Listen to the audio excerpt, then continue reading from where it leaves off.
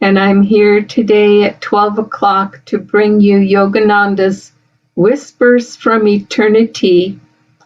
We've been offering these weekdays at 12, my husband and I alternating, and today we are actually on the very last prayer demand in this section. The next section is for children, so we're going to skip those, and the rest is poetry.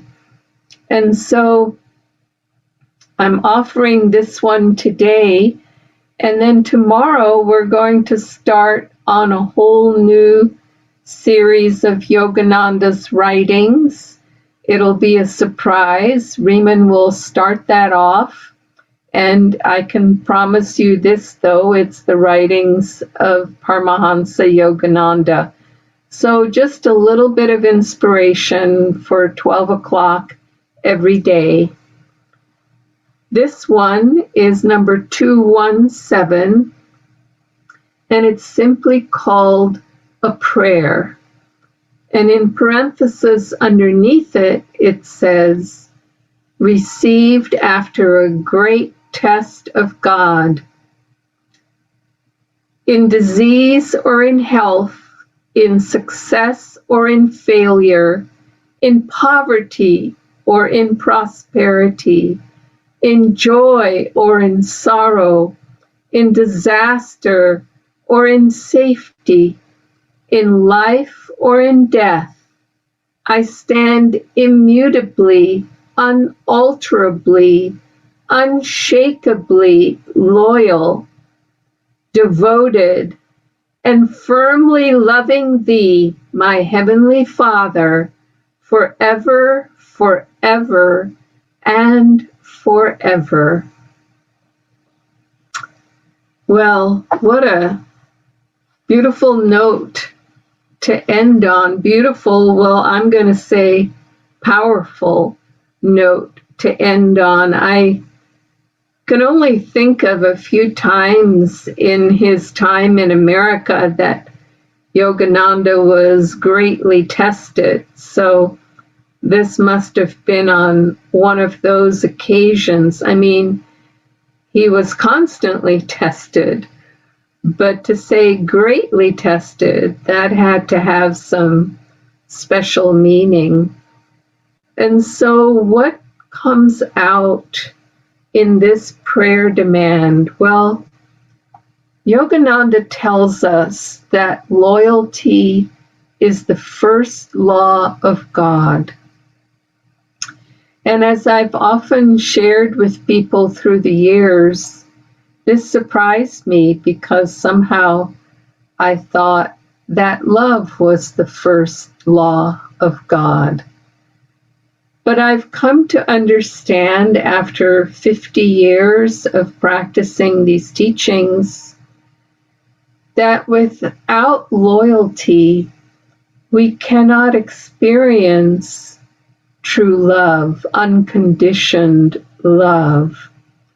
And so really loyalty is the first law of God because we have to practice, we have to fill our hearts with that immutable, unshakable, as he describes it, love for God, loyalty for God, in order not to be shaken by the tests that life hands us. And, you know, we've been blessed, many of us who are my age.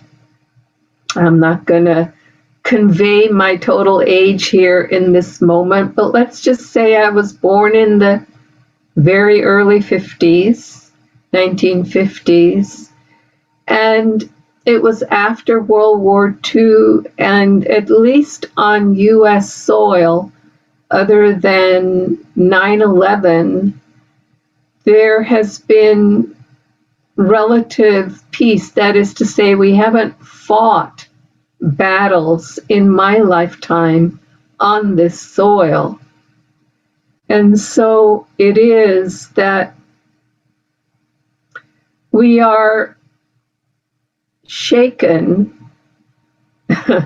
amidst crashing worlds, you might say.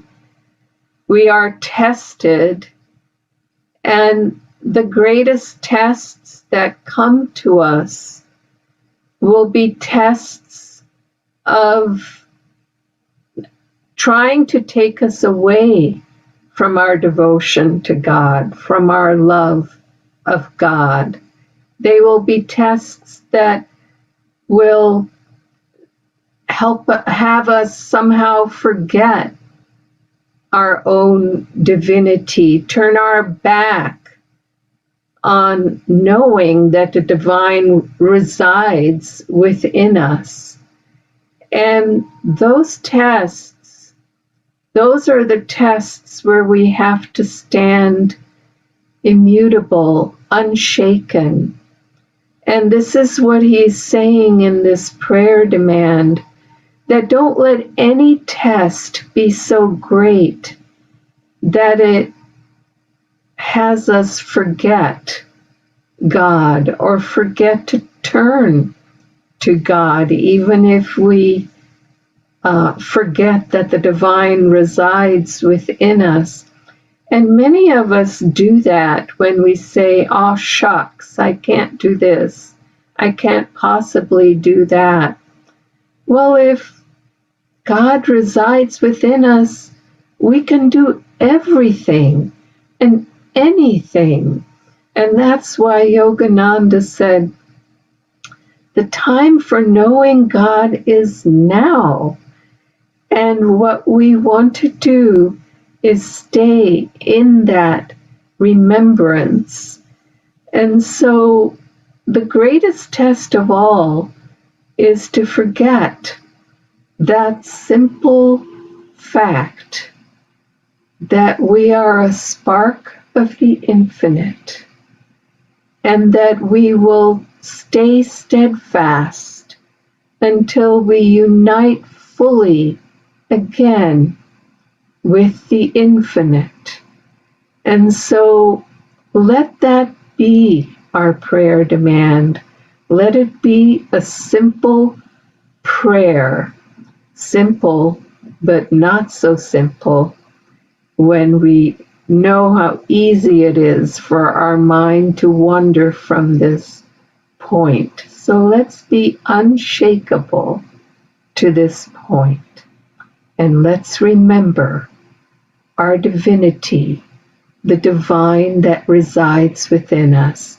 Joy to you, and we'll see you again tomorrow, but it'll be for something brand new at 12 o'clock.